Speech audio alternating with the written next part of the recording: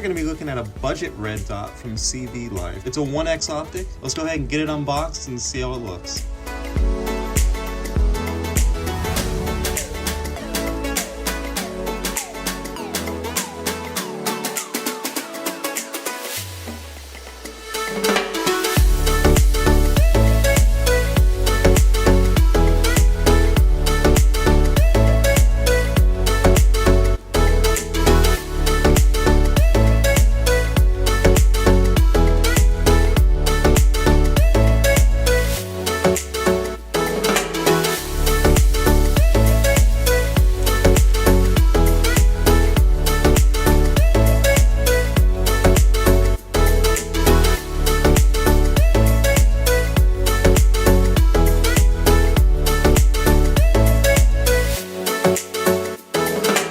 This is the CVLIFE 1x22x33 red dot sight. It's an entry-level red dot sight right under $50, and it's got some really cool features for the price point. First, let's talk about the construction. It's got a full metal hood here, metal body underneath. The mount is also metal with the metal quick release handle. It does have a plastic hood covering up the emitter, and the selector switch below that is also metal. Now this has 4 reticles, so you can choose between each reticle with the selector switch down below. Either sort of a circle with crosshairs around it, then you have crosshairs, just a circle, and just a dot. Around the side, you have your on-off switch. It's a really nice textured rubber button. On the front, there's no markings. The lens is ruby coated. That should help a bit with anti-glare. The glass has a bit of a bluish tint to it. It's not too bad, but it's definitely noticeable. On the right side, you have your battery compartment. It takes 3 LR41s. It comes with 6 in the package, so they give you an extra 3. Up top behind the lens is the elevation adjustment screw. To the left of that is the windage adjustment screw.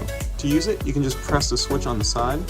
That'll turn it on. Pressing it again changes your brightness. There's 8 different brightness levels. And something I did notice on max brightness, there's a bit of ghosting around the reticle where the emitter is hitting parts of the housing and causing a bit of reflection there. It's not too bad, but it's definitely something that I noticed. And then you can just press and hold the switch, and that turns it right off. It's a tubeless design with a 22x33mm lens, so that gives you a really nice field of view. It's relatively unobstructed. It's got an integrated quick detach mount, and the tension is also adjustable using the included hex wrench. It is advertised as being waterproof as well as shockproof. I have not put either of those up to the test. I did notice a bit of exposed electronics underneath the mount. However, those could be sealed, so that may not be an issue. The sight has a length of 3.58 inches, and it's got a weight of 7.7 ounces. Let's go ahead and get this mounted up to a rifle and see how it looks. Here I have my 1022. Now whenever you're handling firearms, it's very important to make sure that the weapon's unloaded.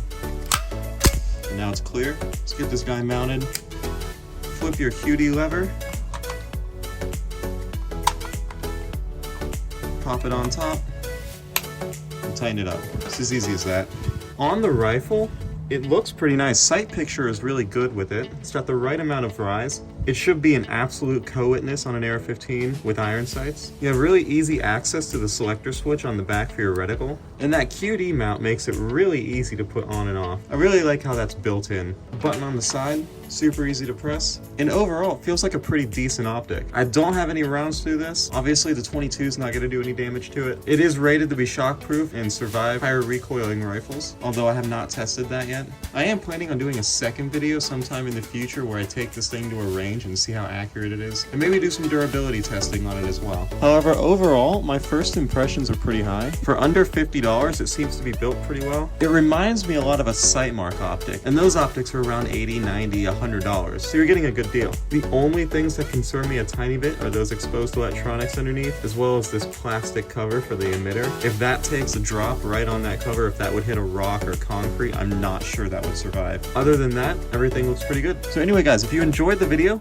be sure to hit like on the video, subscribe if you want to see more videos like this. Thanks to CVLIFE for sending out the optic, and I hope you enjoyed. See you later.